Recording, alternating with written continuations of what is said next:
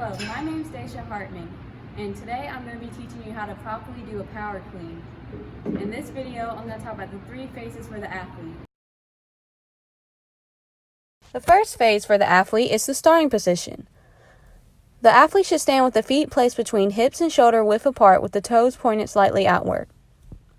The athlete should squat down with the hips lower than the shoulders and grasp the bar evenly with a pronated grip.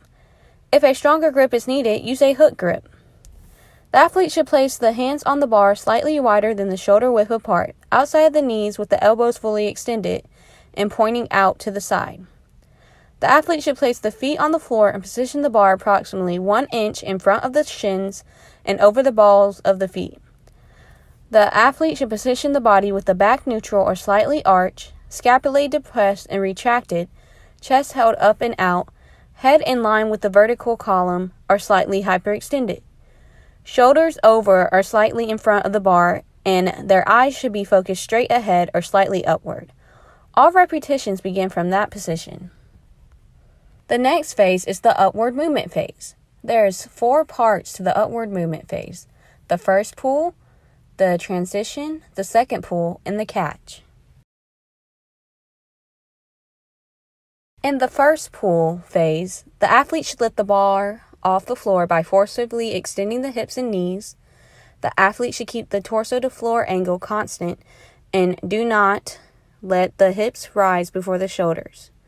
The athlete should maintain a neutral spine position. The athlete should keep the elbows fully extended, pointing out to the side, and the shoulders over or slightly ahead of the bar. As the bar is raised, the athlete should keep it as close to the shins as possible.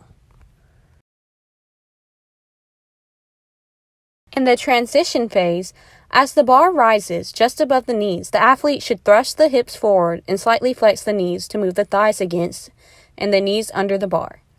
The athlete should keep the back neutral or slightly arched and the elbows fully extended and pointing out to the sides.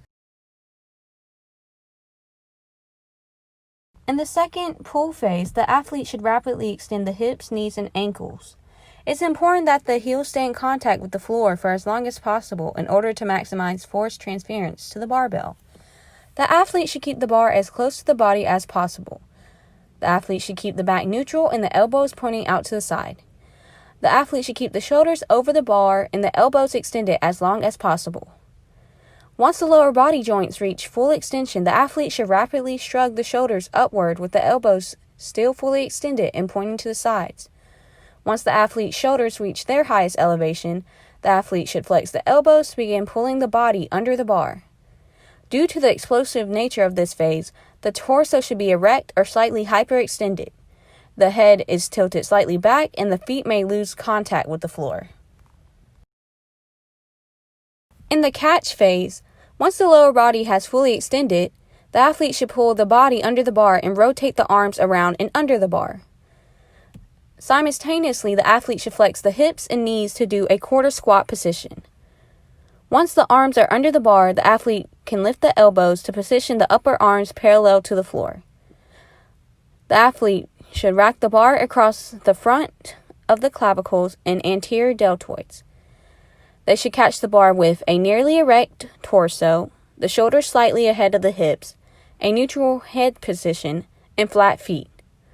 Once the athlete gains control and balance, the athlete should stand up by extending the hips and knees to a fully erect position.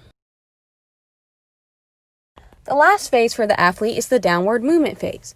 In this phase, the athlete should lower the elbows to unrack the bar from the anterior deltoids and clavicles, then slowly lower the bar down to the thighs. Simultaneously, flex the hips and knees to cushion the impact of the bar on the thighs.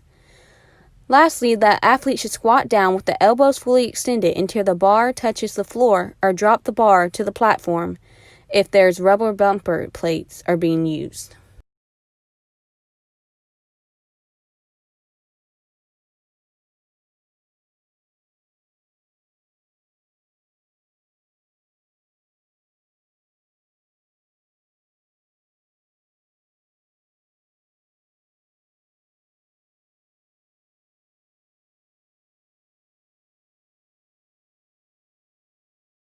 Thank you for watching. I hope you learned how to do a power clean. See you next week.